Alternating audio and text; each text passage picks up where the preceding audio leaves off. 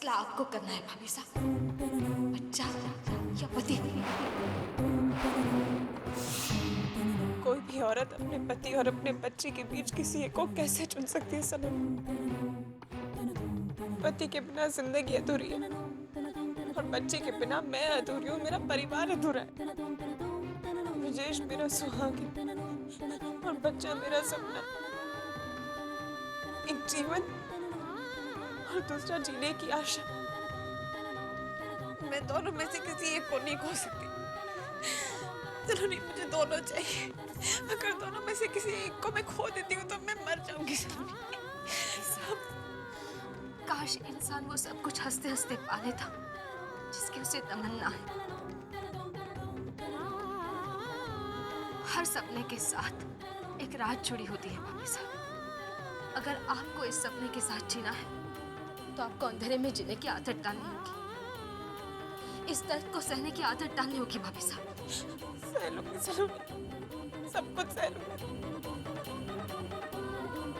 अपने बच्चे के लिए मैं सब कुछ सह लूंगी। मना लूंगी अपने दिल को कि अगर गुलाब पाना है तो उसके साथ साथ कांटों का दर्द भी सहना होगा मुझे।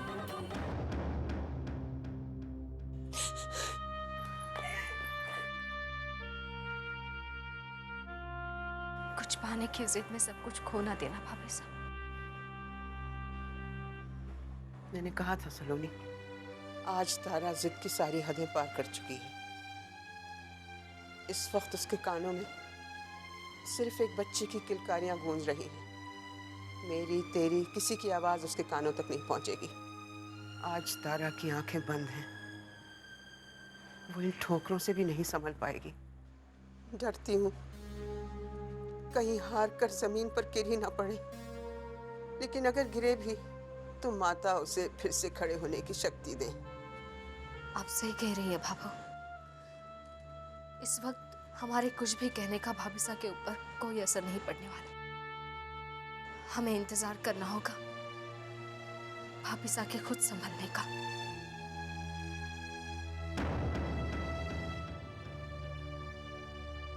हमारी धऊ ने, इन सब्जी वालों ने भी सब्जियों के भाव इतने बढ़ा दिए कि पूछो मत। देवर साहब 10 साल पहले ना इतने पैसों में एक खेत खरीद लेते जितने में 1 किलो आलू मिल रहे हैं आजकल। पापा जी, अगर आपको और चाय पीनी है तो मैं इसमें से थोड़ा दूध कम कर देती हूँ। समर थोड़ा कम दूध पियेंगे तो क्या फर्क पड़ता है? नहीं कावेरी, मुझे और चाय नहीं पीनी है। उल्टा मैं तो अपनी सुबह की चाय ही बंद करने की सोच रहा हूँ।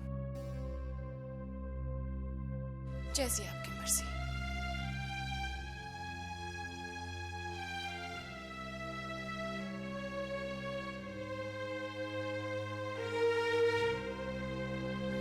पापा, मुझे कुछ पैसों की जरूरत है।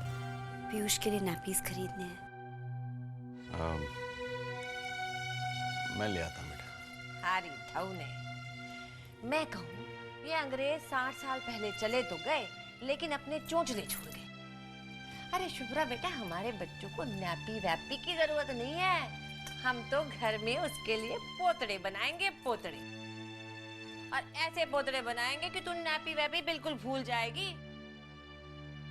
ऐसे नहीं इतने बच्चे पाले हमने, है ना? जा बेटा तू जा, हम सब तैयार कर लेंगे।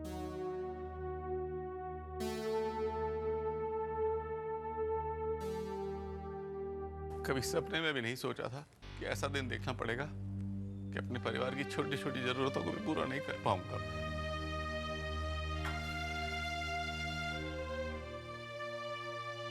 परेशान मत हो, ये दिन फिर टल जाएंगे। ईश्वर ने हमारे धैर्य की परीक्षा तो ले ली। अब देखना ये है कि कितने दिन और दुख देगा हमें। कभी तो हमारे दिन बदलेंगे। मन्नू भाभी, चलिए बच्चे के लिए कुछ पोतड़े सिल लेते हैं। चलो।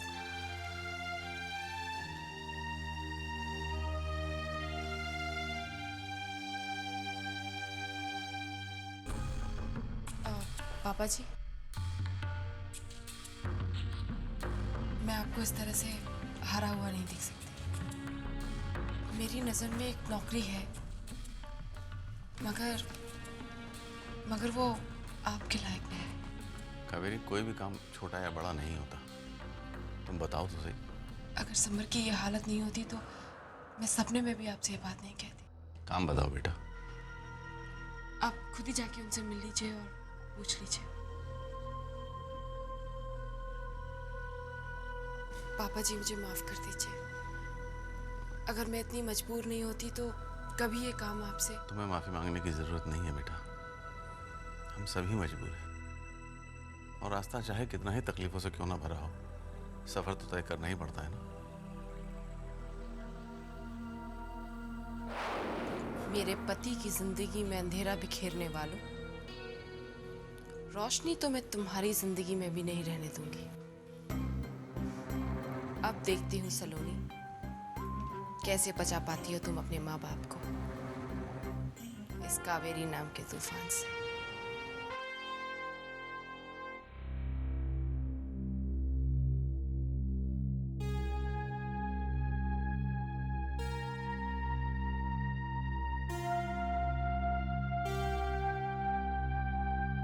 भाई साहब, आपसे कुछ बात करनी थी। कहो सलोनी। भाई साहब, मैंने हमेशा आपको अपने बड़े भाई का सम्मान और स्थान दिया है,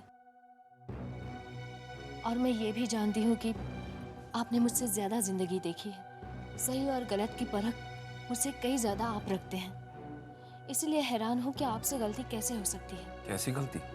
भाई साहब, माना कि आप जीजी को पत्नी का दर्जा दे रहे हैं, लेकिन ऐसा करते हुए आप भाभी साहब से तो उनका हक नहीं छीन सकते ना। आपका जीजी पर ज्यादा ध्यान देना और भाभी साहब को इग्नोर करना भाभी साहब को कितना दर्द और तकलीफ दे रहा है, इसका अंदाजा नहीं होगा आपको। ये शिकायत तुम्हारी है सलोनी, या तारा ने तुमसे कुछ कहा है? कई चीजें कहीं नहीं जाती, महसूस की जाती है। प्लीज भाई साहब, उनके साथ ऐसा मत कीजिए, वो टूट जाएंगी। तुम मुझे गलत समझ रही हो सलोनी। मैं अच्छी तरह से जानता हूं कि क्या सही है और क्या गलत है। उर्वशी जी की बुराई करना बंद कर दो सलोनी। मैं अच्छी तरह से जानता हूं कि उनके दिल में तारा के लिए कितना प्यार है और कितनी हमदर्दी है। ऐसा? मैं जीजी की बुराई कहाँ कर रही हूँ? मैं तो सिर्फ ये कह रही हूँ कि मैं सब समझता हूँ सलोनी, तुम क्या कहने की कोशिश कर रही हो। तुम्हें कोई हक नहीं है कि तुम मेरे और उर्वशी जी के रिश्ते के बारे में कुछ भी कहो। वो तुमसे बड़ी है और इस घर पर उनके बहुत एहसान है। उन पर लांछन लगाने का तुम सोच भी कैसे सकती हो? लेकिन भाई साहब। बस सलोनी प्लीज, अब मैं एक और शब्द नहीं सुनना चाहता।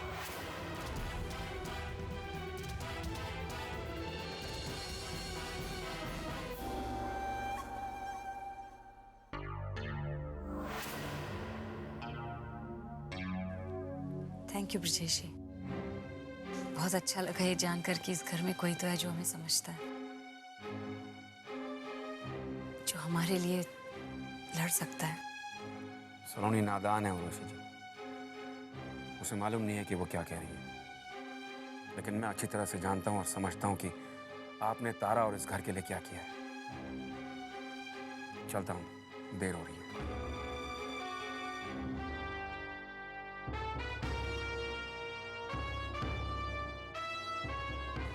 Mister Narpat, are you sure कि ये जॉब आपको चाहिए? मुझे लगता है कोई गलतफहमी हुई है। आप अच्छे खासे क्वालिफाइड और पढ़े लिखे इंसान लगते हैं। ये जॉब आप जैसे लोगों के लिए नहीं थी। देखिए, इस वक्त मैं काफ़ी परेशानी में हूँ। काम चाहे जैसा भी हो, मैं करने के लिए तैयार हूँ। लेकिन इस उम्र में आप सब कर पाएंगे? जी, भले ही मैं रिटायर हो चुका हूँ, लेकिन आज भी कोई भी काम करने की क्षमता है मुझ में। इससे पहले आप कहाँ काम करते थे? मैं आपने जवाब नहीं दिया।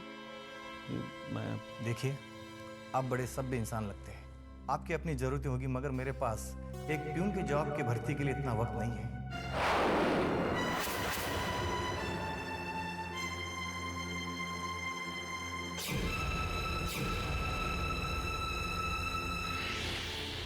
क्या हुआ? जी, मैं ये काम करने के लिए तैयार हूँ। ठीक है, अब कल से काम पर आ जाइएगा। जी बहुत बहुत शुक्रिया आपका।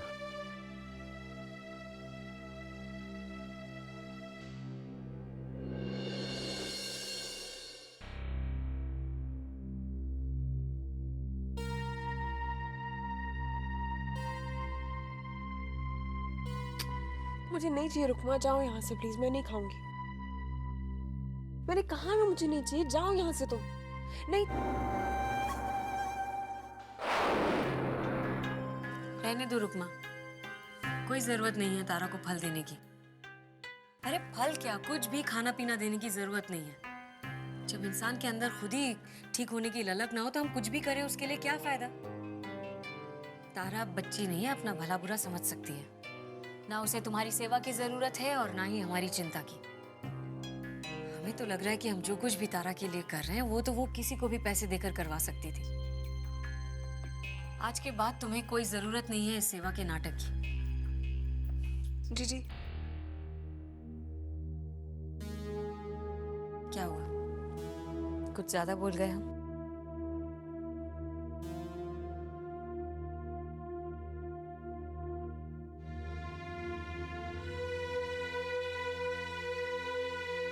जी आपका गुस्सा जायज है। आपने जो कहा सही कहा, सिवाय इसके कि ये काम हम किसी को पैसे दिलाकर करवा सकते हैं। आपने जो त्याग दिया है वो कोई और नहीं कर सकता। मुझे माफ कर दीजिए जी, दोबारा ऐसा नहीं होगा। Good girl. देखो तारा, प्लीज डोंट माइंड, लेकिन हमें तुम्हारी सेहत की बहुत फिक्र है। हमने जो कुछ भी कहा उसका बुरा मत मानना प्लीज। हम तो यही चाहते हैं कि तुम बस जल्दी से जल्दी अच्छी हो जाओ। हाँ, गेट वेल सून। ध्यान रखो अपना।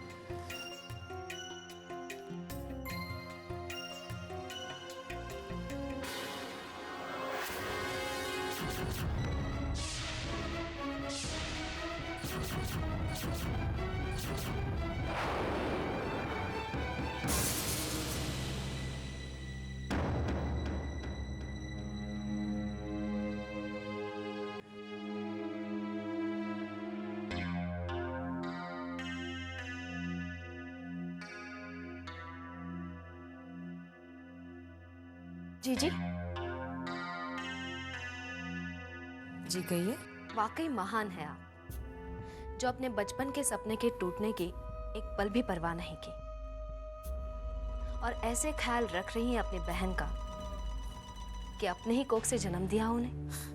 अब क्या कहें सलोनी जी, हम तो अपने दिल से मजबूर हैं। हम जानते हैं कि तारा का सपना हमारे सपने से कहीं ज्यादा कीमती है। तारा को हमने जन्म नहीं दिया है, लेकिन उसे हम अपने बच्चे जैसे प्यार करते हैं। तब तो अपनी बहन के साथ आप जो कुछ भी कर रही है उस पर आपको गर्व होगा ना। इसमें गर्व वाली क्या बात है? एक बहन ही तो बहन के काम आएगी ना।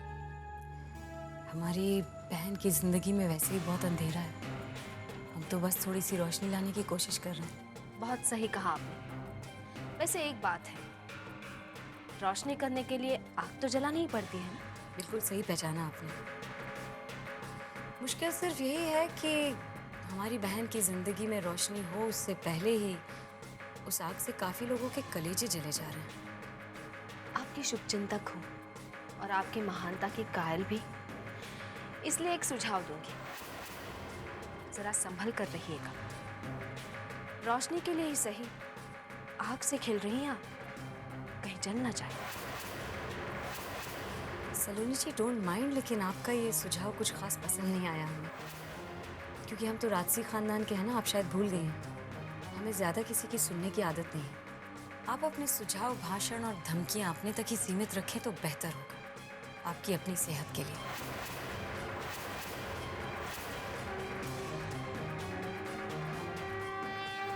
डोंट माइंड जीजी, लेकिन पाप चाहे पानी में कितना ही नीचे क्यों ना उतर जाए, एक ना एक दिन बुलबुले की तरह सतह पर आकर फूट ही जाता है। आपके पापों के बुलबुले को फूटने में अब ज्यादा वक्त नहीं बचा है।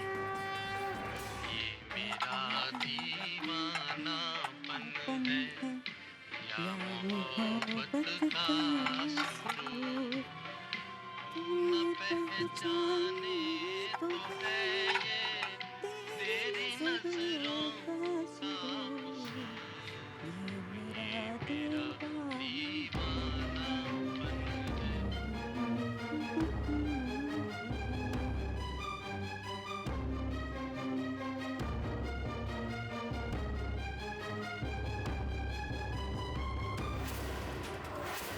कौन गा रहा था ये?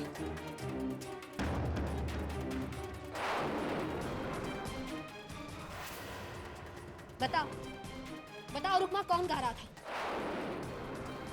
मैंने यहाँ गाने की आवाज सुनी और यहाँ तुम्हारे अलावा और कोई नहीं है। तुम गा रही थी। रुकमा जवाब दो, तुम गा रही थी ना? बताओ कौन गा रहा था? रुकमा बताओ ना, चुप क्यों हो? अभी तुम गा रही थी, मैंने गाने की आवाज सुनी।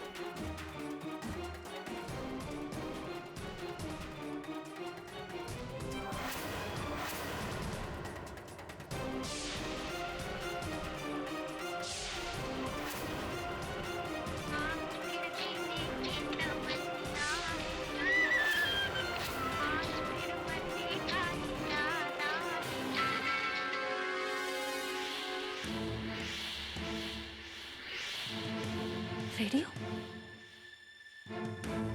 लेकिन रुकमा तो सुन नहीं सकती। बहुत खेल खेला है रुकमा तुमने हमारे साथ। अब तुम्हारे खेल का पर्दा उठने का वक्त आ गया है।